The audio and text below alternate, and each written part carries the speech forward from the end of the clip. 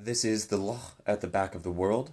This was an old Gaelic legend. It was found by Reverend Lachlan MacLean Watt, who was the minister of Glasgow Cathedral, and it was found in the early 20th century. I hope you enjoy.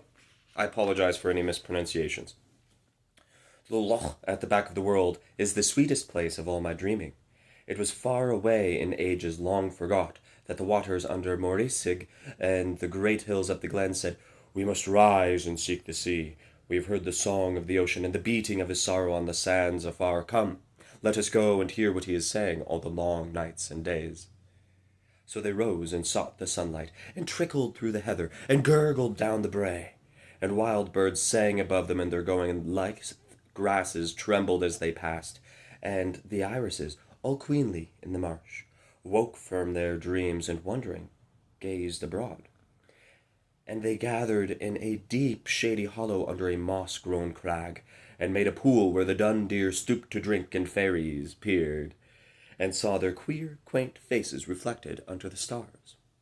And then still on they pressed, and the springs hid under the hills heard the chatter of their passing, and leaped from the cool deeps where they slumbered, and joined in the progress seawards.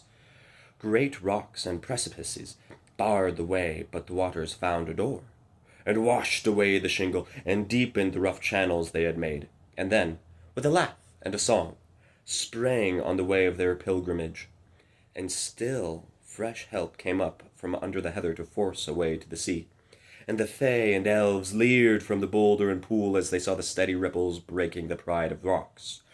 For here and there a wall of adamant would stretch across their path, and seek, as they might, no corner of exit could ever be found.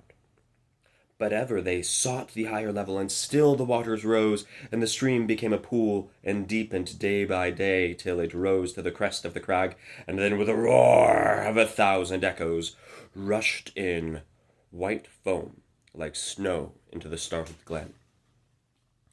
And at last, when the moon rode low and swathed it in mist, and the sad sea sobbed on the ridge of the drenched sand, with a laugh that stirred the sea-birds from their sorrow, a child of the hills leapt into the lap of ocean.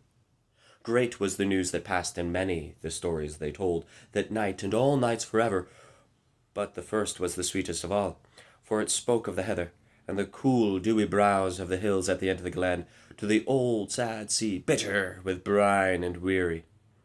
And that soft, misty night, with the low moon brooding over it, grew into ages, and still the stream came on, now brawling and battling, now sighing and singing, now full of laughter and peace.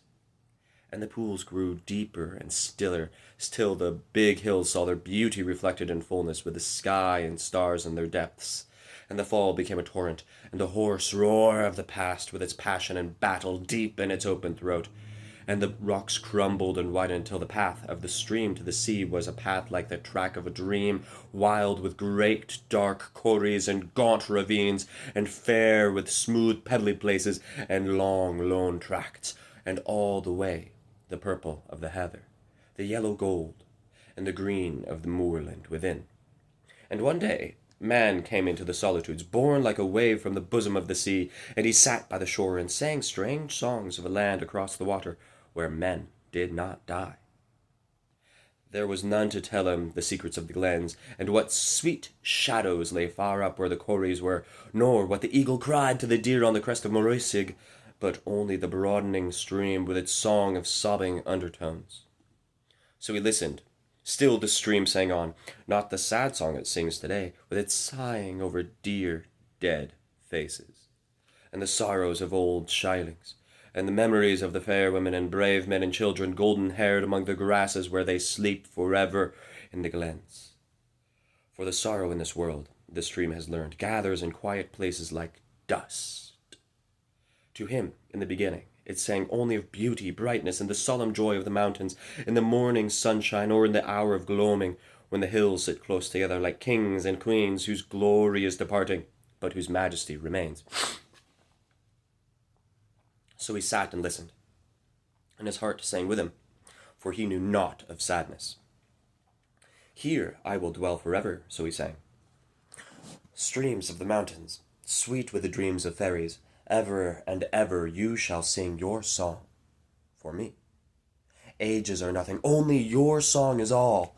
But the stream sighed strangely to his singing, and the salt sea shivered along the sand.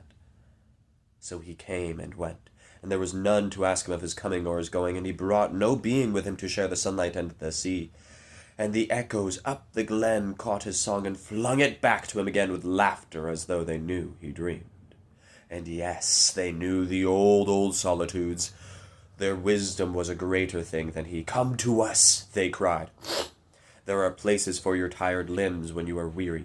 Deep is the heather, soft the tangled grass when you are tired, and the corries are cool for your sleepings, when the sun rests high on Morisig and the breezes die.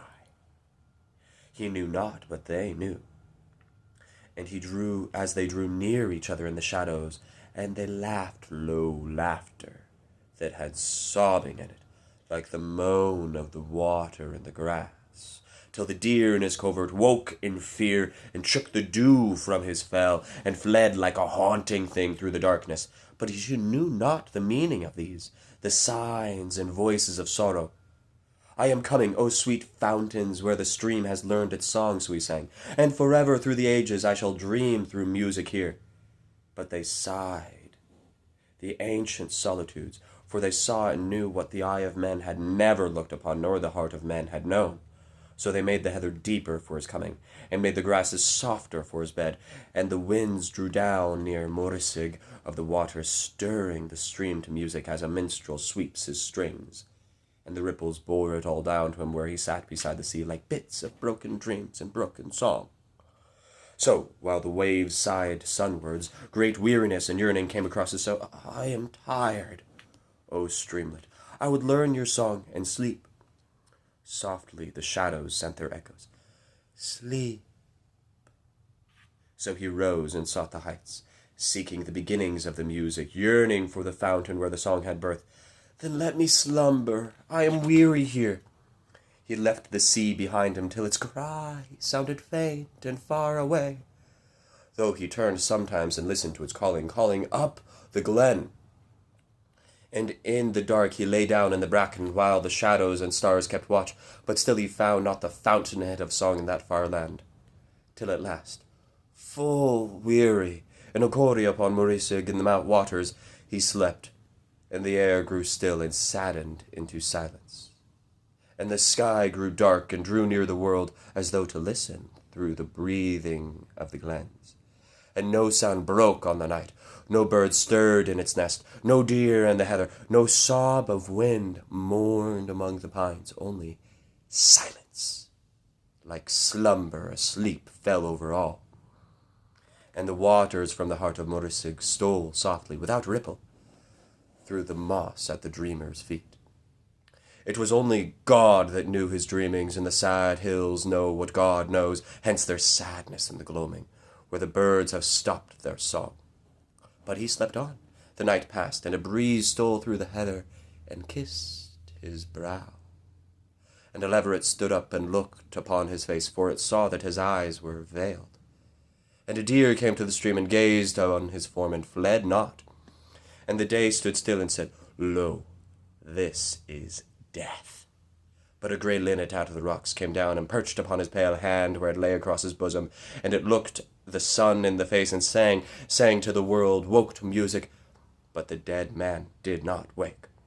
And the hills said to one another, when the shadows sank again across the land, He has found death and life, for we know and God knows all his dreams. And in this land of ours, at the back of the world, he has found the fountainhead of song, the secret of the sea, the message of all the streams. So they spread it over the world, gave it to the burns to carry, and they bore it to the sea. And this is why the waves have sadness in them still today, in the Loch at the back of the world.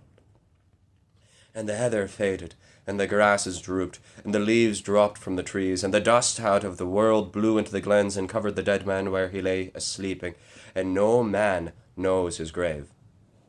And the ages passed and brought people with them, and galleys with oars of thunder, and shields of shining gold, and men with war upon their lips, and they too passed and faded. For the waves were sad and bitter, and tasted always of sorrow, and graves grew by the sea.